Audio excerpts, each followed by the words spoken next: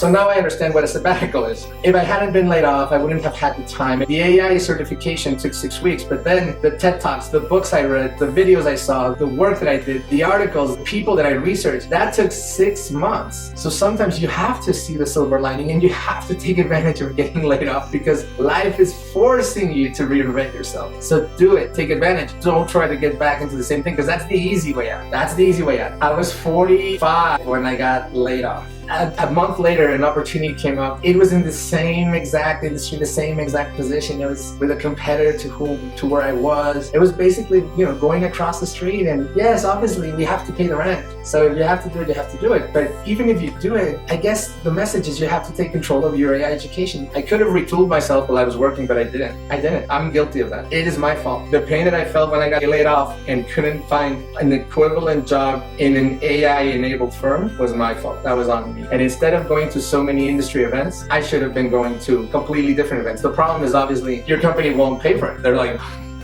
if you want to go out and learn artificial intelligence, what does that have to do with media? Yeah, you need to invest in yourself. You need to take control of your education. You need to make a curriculum, a plan. You need to set your learning objectives and you need to find those sources that are going to be providing you with that knowledge. And then you need to pay for them. Many of them are free, but many of them have to be paid for. And so then you do that because you're investing in yourself to stay relevant. Just by keeping up with your industry is not enough. You're going to get blindsided by technology that's going to reshape your industry in ways that are not going to come from within your industry. And it's going to be outside players that are going to be moving in because they're going to come up with new products, new services. They're going to form new habits within the customer base. And that's the problem. If you stick to just keeping in touch with your industry, it's not going to work out. You need to be what I would call a Renaissance executive. We always say Renaissance person, the person that knows about everything and is fluent and conversant in multiple areas. I think that in this new AI era, we need to be Renaissance executives because if you don't know and you're not reading and you're not curious about vertical farming and how architecture materials are changing and CRISPR and genome editing is evolving and all these new emerging technologies, if you're not on top of that, one of those emerging technologies is going to